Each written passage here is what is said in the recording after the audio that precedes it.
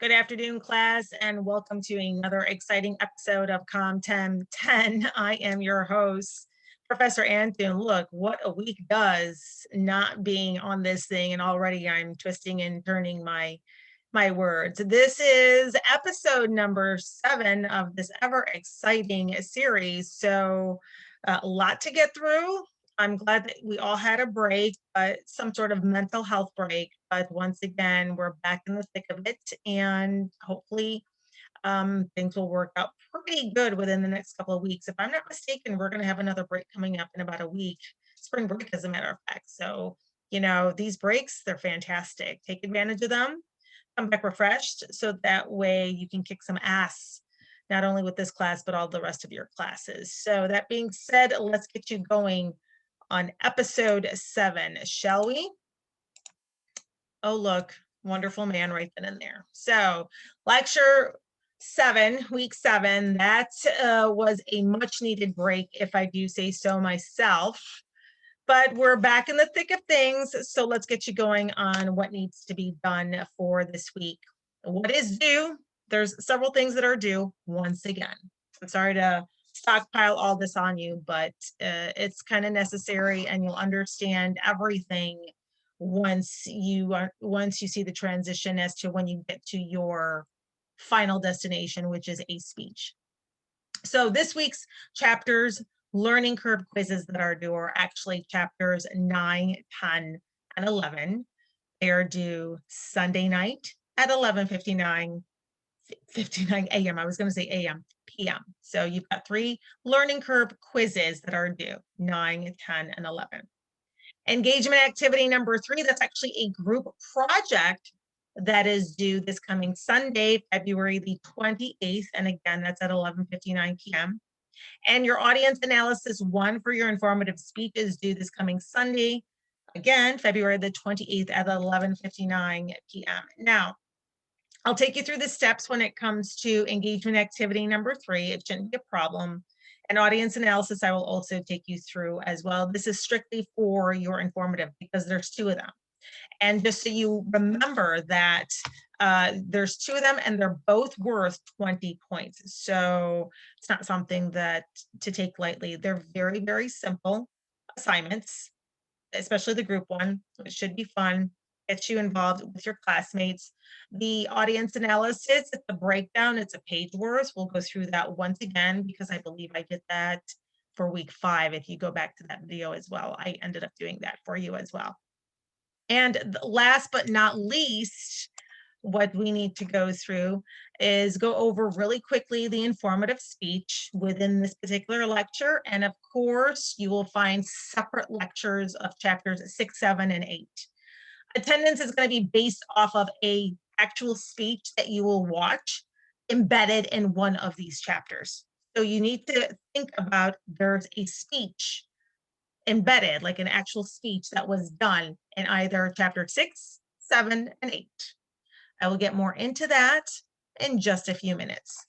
What I wanted to touch on really quickly before we get further into this lecture is that last week, even though it was a mental health week, you had chapters that were due, which is what we're going to see. So if you didn't do them, then I apologize for that one. But I made it crystal clear that although you had a mental health week and I'm not going to lecture, you still had a few responsibilities. So if you didn't do them in week 5, then obviously you had to come back in week 6 and just look things over. So you either received 15 points because each one was 5 points, or you didn't. Another thing that was very crystal clear, and I don't want to say that I'm disappointed, but I understand that that plagiarism contract is actually fairly hard. Yes and no, because the trick is that you go through the 10 questions and you are only allowed 1 right before you are certified, that they give you that certificate. And if you don't, then you get bounced. But you're never told which questions are wrong. Of course not, because you're going to have to memorize all that in your head. So you do realize that when you see this video lecture, it is spread out between 2 sections. 2 sections, which is there's about 60 of you that are watching this at this time. And guess what? A third of you in each class did not do your plagiarism certificate. And if you go back into not only the syllabus, verbally in lectures. You cannot move forward when you haven't done in terms of any of your speeches and you're cut off. So I've reached out to all of you that have missed, and that is an olive branch in that you need to get back with me on this. That means that you either set up an appointment or we do something otherwise with the situation, because what happens is that the rest of your class is going to go through, do their speeches, and pass this class. And the reason that this plagiarism certificate was so important was that when you go into your informative as well as your persuasive, both of them, very, very important speeches, 5 to 7 minutes apiece. But what you fail to realize is that there's going to be a lot of research that you're going to need to get done. And so you need to understand that plagiarism isn't to be taken lightly. You're supposed to do your research properly. We're supposed to take your sort of word for it. But, when you do your research, you'll understand that there's some things that have been paraphrased here and there, and you're going to have to figure out a way to work around that. And if you haven't figured that out through a certificate that was worth 10 points, then how are you going to figure that out for your informative as well as your persuasive speech? So things like that, you need to understand to not to be taken lightly. And if you were reached out to, then you really should start getting a hold of me, because there have been a handful of you that have just laid it dead. When I said to reach out, I meant reach out. You have to take a proactive approach with any of your professors, so that way you can nip something in the bud and pass the damn class. Think of it. This is a Com 1010. It shouldn't be hard to say, hey, professor, I need help. I can't do this, whatever the case is. And if it's not happening, then I can't help you, especially in these weird dynamic times. There's a reason, I'm constantly on you. There's a reason for that. It's because I just want you to get done, get it over with, and move on, especially because we're not really seeing each other face to face. So those are things that you need to remember. And again, if you're one of the 1/3 that did not pass the test, that has not reached out to me, it is highly recommended that you reach out to me ASAP. So that said, I'm done talking like that. Let's get you going. I'm going to talk really quickly about engagement activity number 3, because it's due this coming Sunday. So if you look really closely, I've got a ton of tabs opened up, but this is what's going to happen. I'm going to go through really quickly. I haven't decided what I'm going to go through yet. Let's go through this module really quickly. This is week 6, and that's what's due. And those are a few other things. There is, if I'm not mistaken, where is this sucker of a, because it's this week, isn't it? No, sorry, it's this week, week 7. Why am I having brain farts here? Okay, so 3 chapters that are due, your audience analysis. Here is your engagement activity number 3, which is a speech organization. If you open it up, any of you will find a PDF. I'm not going to do it because I don't want to download it again. But what I want you to understand is this is where you grab your engagement assignment number 3. Now, this is how you do it. Since this is a group assignment, I'm going to show both sections because they're up here. Sorry about that. They're under rosters. So let me see how I can do this really, really quickly. Sorry about this. I'm having the worst kind of time all of a sudden. This is section number 36. And so you saw exactly where to find in your modules under this week the PDF for engagement activity number 3. The next thing that you do, and this is for both sections, and I'll show both of you, is to your left, obviously, you will find people. Now, here is your entire list of everyone that's in your class, section 36. If you look, I've also broken up groups. I'm not emailing any of you where to look where or what group you're under. But under people and under groups, the second tab, you will find engagement activity number 3 already set up. You click on the tab to see which one you are a part of. If you're not part of the first group, you may be a part of the second group, or possibly the third, or possibly the fourth, or maybe even the fifth. And again, this is section number 36. This is section 37.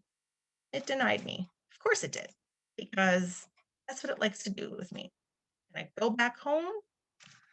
Yikes! Holy moly schmoly. Why is this doing this to me? Please go back. Yay! Okay, section 37 once again. Let's do this one more time. Under student view, under people, under groups is where you will start tabbing down. You may be one of the 5 groups. All you have to do is just click to find out where you are at. Now that we've gotten that taken care of, let's go back here. So find out which group you are at, go under the module of week number 7, download the PDF, get with your group really quickly this week. And what you need to do is actually call one another up, Zoom it in, however you do it. By the end of the week, by Sunday, February 28th at 11:59, you will assign, or even before that, you will assign a person that will take charge in terms of who turns this in. The person that takes charge out of the 5 of you, you have to be very specific. Not only do you upload it to your module, submit that way like you would normally submit, but also let me know exactly who participated and possibly who didn't, because there may be 1 or maybe even 2 of you out of the 5 that didn't show up to do the work. So that way I can give everyone their exact grade, their deserved grade. So there's 5 of you in the group hypothetically, because this was split up, and only 3 of you showed up. And the leader of the group said, I did it, so and so did it, and so didn't, but the other 2 never showed up with their Zooms. Well, obviously you 3 are going to get the material, the 10 points each, and the other 2 are not. So again, once again, if you look really, really quickly, it's just go into the people tab to the left. You will see your laundry list. You will see people, and then you will see group. Click on group, go down to see which group you were under. There's about 5 groups all together.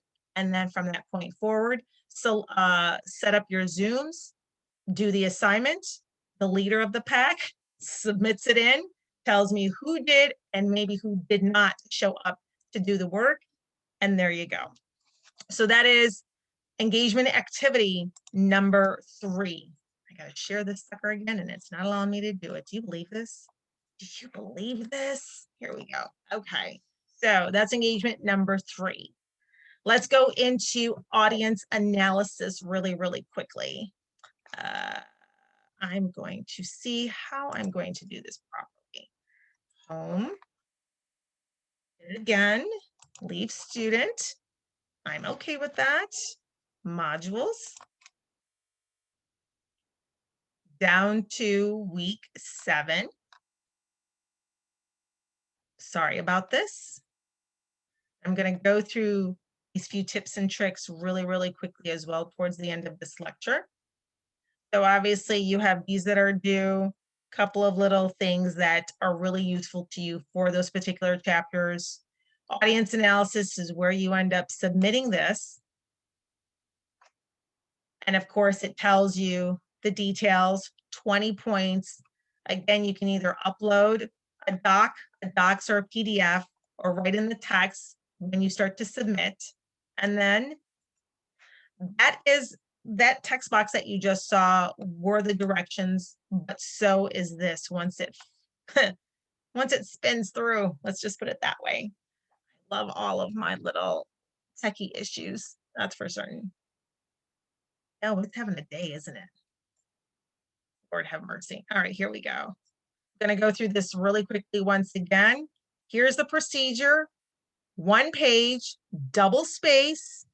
All of this is relevant to just your informative speech. You should consider the questions below as you brainstorm. Your purpose for this is the topic you choose for the informative speech should be interesting, relevant, and understandable to your audience, which is obviously your classmates. Audience analysis 1 provides an opportunity for you to analyze the audience, and I understand you're not in front of them and it's a dynamic time, but you can get a gauge as to you're all within the same age group. And if you want, just reach out to a few of them just to get their ideas and to see where they're at in their mindset and think of ways your speech topic should be interesting, relevant, and understandable. Here are your series of questions. Obviously, there's only 4 questions. It's a page long, it's double spaced, but each one is worth 5 points. That way you get to the 20 points. Purpose of the speech, what do you want your audience to learn? Why do you think it's important for them to be informed about the topic? Is it relevant to them? How does it affect them? What ways can you convince your audience that your topic is actually important for them to listen to? Again, you can use examples, statistics, testimony, hypotheticals, first, your first impression, like you may be a part of this entire topic that you're about to discuss. You may want to use one of these methods as your attention getting device as well in your introduction. Based on what you know about your audience, especially prior knowledge, type of organizational pattern that you're going to use to organize the body of your speech. Oh, organization, kind of like the outlining and what you've been learning. Think of it that way to better understand the topic. So that is your audience analysis 1, informative speaking, that is actually due once again this coming Sunday, February the 28th at 11:59. So let's go back to this really quickly.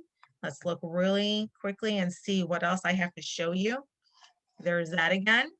Let's go back into modules. I know I'm doing a lot here. I am doing a ton, and I do not apologize because we knew 1 week off and we get slammed like hell.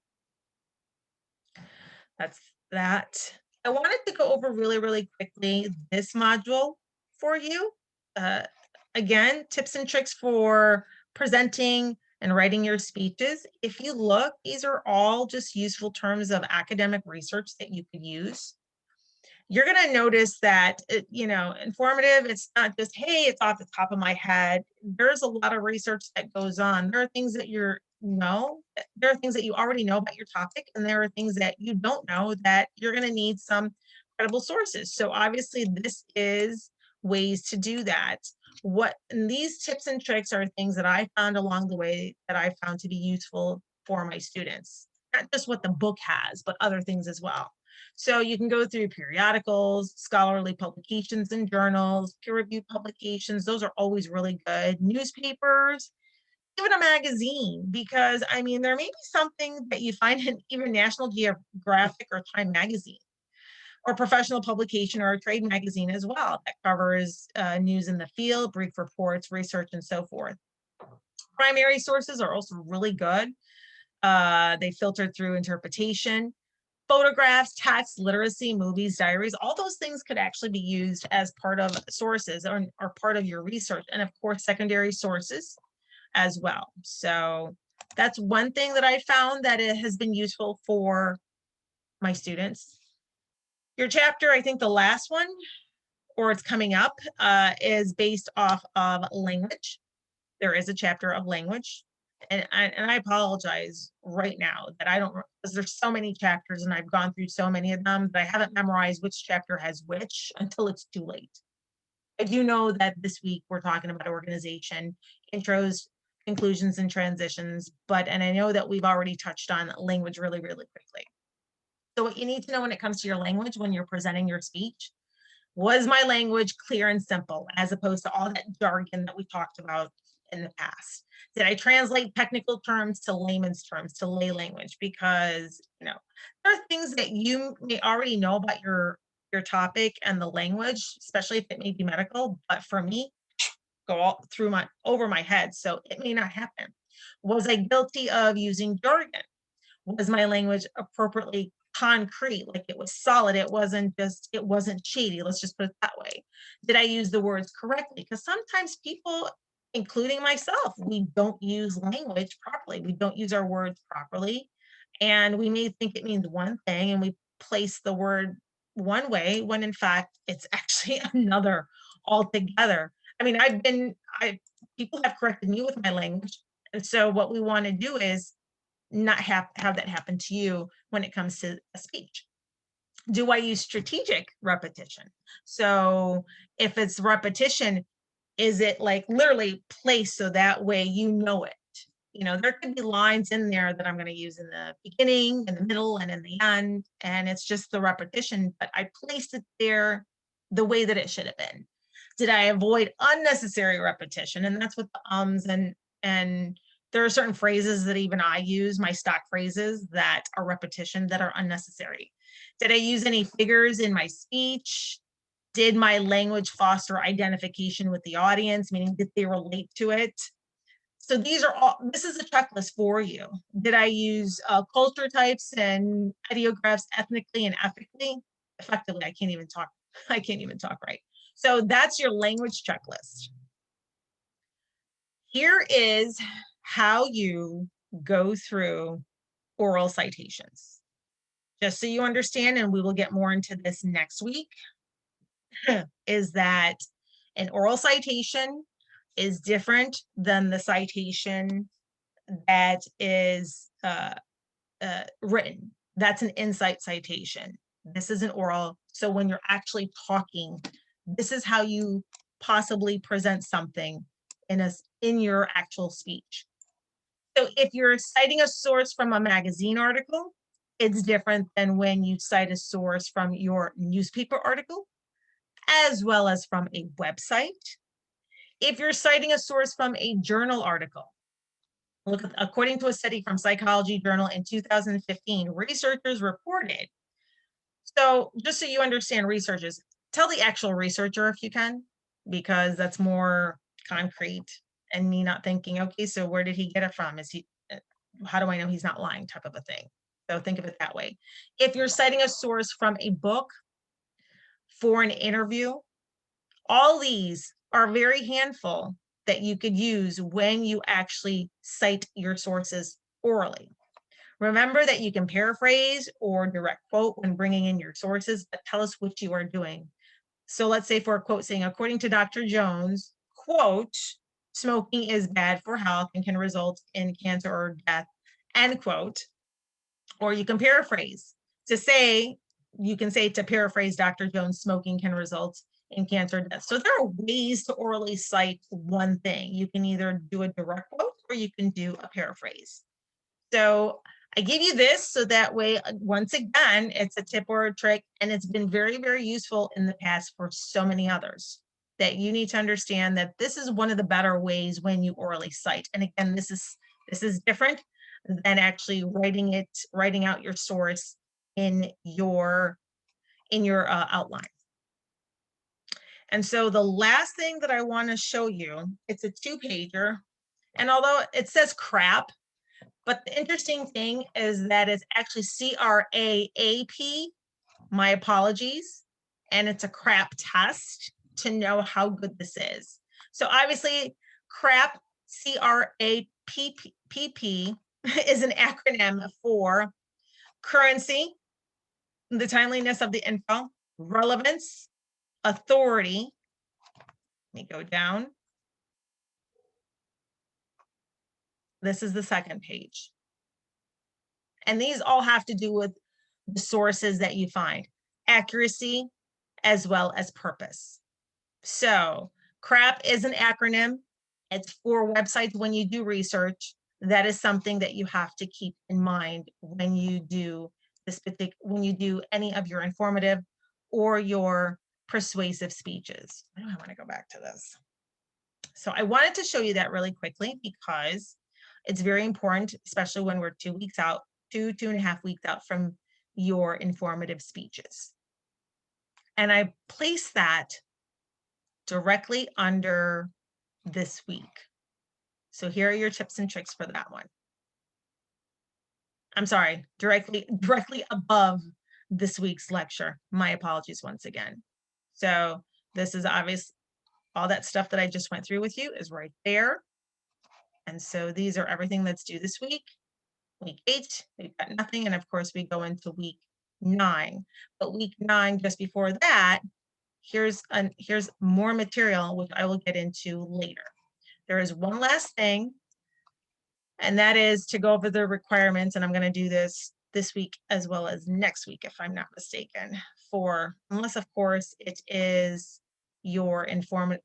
If next week is spring break, I may end up doing a separate lecture for you to look at, more detailed when it comes to your informative speech. But what I will tell you is this much. Let's just go over it really, really quickly. When you click on your informative speech, prior to going into Go React, here is what you need to know. The informative speech is an opportunity for students to demonstrate the mastery and material read in your book and develop your research, outlining the skills. Your topic and presentation should not, and I repeat, not be persuasive. And also your informative has nothing to do with a how-to, just so you understand that. I cannot stress that enough for you. So remember, you're there to be neutral. I know it's difficult, but you have to remain neutral when you talk about a topic. Your informative speech gives you the opportunity to illustrate your skills necessary to stay down the middle and neutral. You are not to take either side on any topic that you choose. You are there to teach and inform. However, when you teach, you are not there to do a how-to. You are not there to show your students or show your peers how to write a resume, bake cookies, present a speech the night before. None of that. If you do, you get a 0. I am adamant about that. You are there to inform, entertain, and educate and teach, but you are not there to do a how-to. Remember that. It should incorporate credible sources and a works cited page.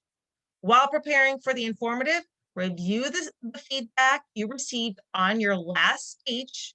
So obviously you can go back into your Go React, and I've done all of the majority of the reviews via video for you on all your critique. So go off of the critiques and then you start to build. Remember that.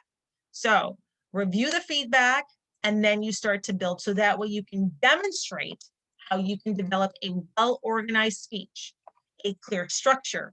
You have those transitions, you have logical flow, you have consistent main points and subpoints. You ask me which organizational pattern works best for you if you cannot figure it out. If you cannot figure it out based on all the modules that I showed you, of all the examples, the book, whatever the case is, then you come back to me.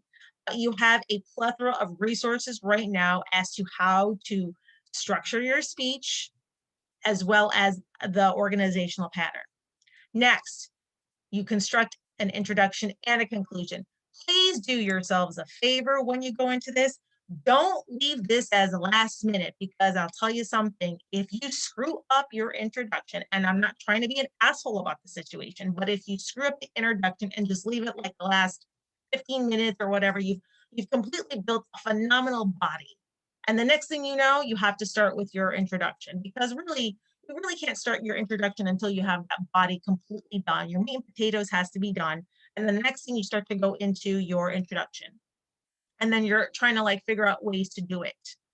Do yourself a favor, give yourself more time than just a few minutes. And not just that, but also give yourself a hell of a lot more time for your, for your conclusion as well. Because those two are lasting impressions. Don't just leave them because of the fact that, oh, they don't mean anything. They're worth points.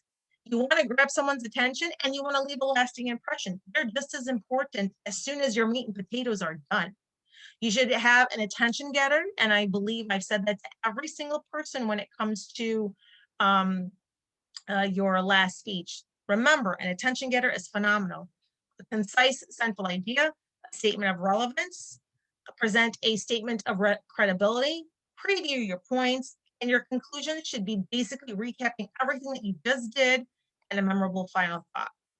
Do not forget, you also have to conduct research. You have to orally cite your sources. You have to have anywhere from 2 to 3 main points.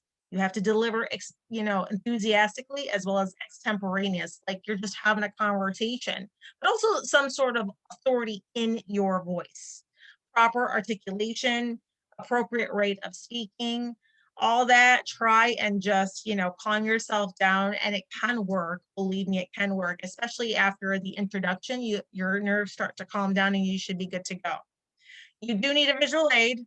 It's worth, if I'm not mistaken, 10 points.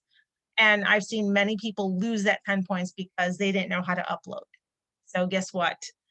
This is your speech is better off with visual aids. You have got to get visual aids in there. And remember, 5 to 7 minutes. Now, that being said, you go under 5 or you go over 7, that's when we start deducting 5 points, but not for every 30 seconds. But just so you understand, I will start deducting points. So that is just the gist of your speech and what to expect in about 2.5 weeks. I'll go into more detail with you in just a couple of weeks. I'm sorry, next week when it comes to that.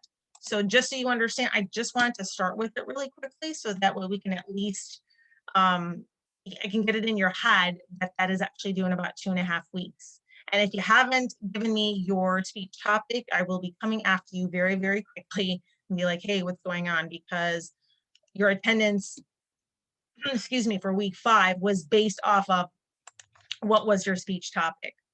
And the reason why I have you tell me about it is so that way or I should say run it by me, is so that way it's good enough for you to do.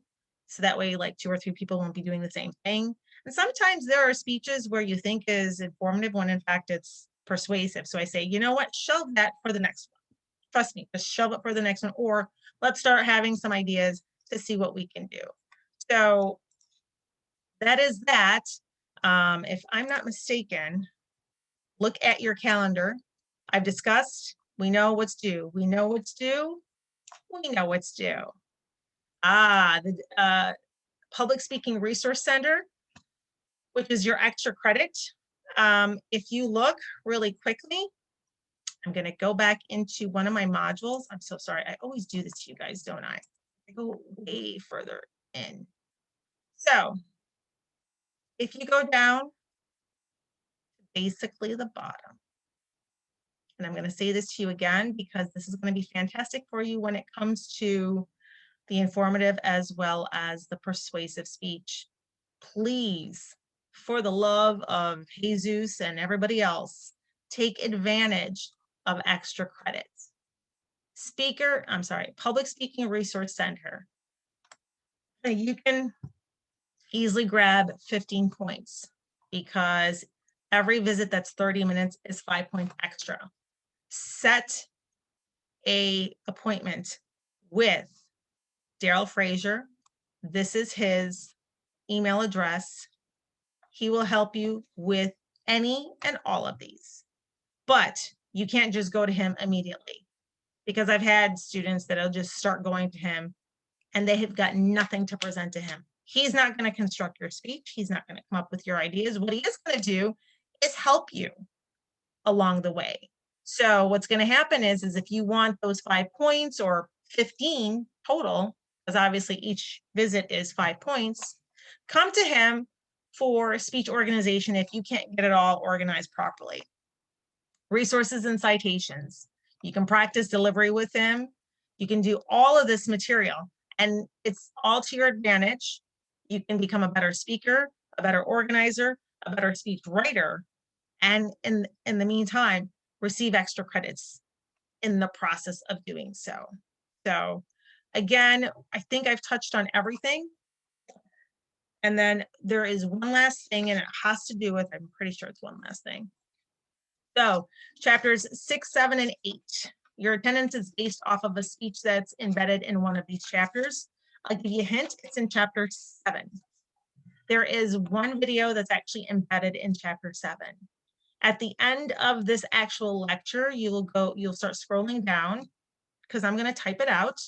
And that is, there will be 2 questions that you are going to actually answer in the video lecture. You'll write it down. You'll see the 2 questions. They're literally just underneath all of this, underneath this video lecture and underneath the 3 chapters. Go underneath, you'll see or maybe even on top, depending on how I structure it. There's going to be 2 questions and a thought that I want from you. And that's going to be your attendance for this week. So if there are any questions, please let me know. I know I've gone through so much this week and I didn't even think that I would be taking all this time up. But if you need to get a hold of me, just do so, because it's very important that we get everything all straightened out. You know about extra credit, you know about what's due this week, you know about all your tips and tricks, you know about engagement activity number 3, you know where to find it, especially after I was like going all over the place. And I think that's about that. We will touch again next week when it comes to more detail, because that gives you 10 days out as to what to expect for your informative speech. Because remember, your actual physical speech is going to be due on a Wednesday. And so there are requirements within that week. Nothing is due on that Sunday in terms of your outline and your works cited and your speech itself. It's actually all due on a Wednesday. Remember that. Your alarms or your alerts should be on your calendar to the left of your Canvas. So that is all. If you have any questions, you know where to find me, because I can be found 24/7. I hate to say 365, but almost 24/7. Have a great week, guys. I'm glad Mental Health Week. I hope Mental Health Week, I can't even talk, helped you. And again, if there's any issues, you just let me know. Take care.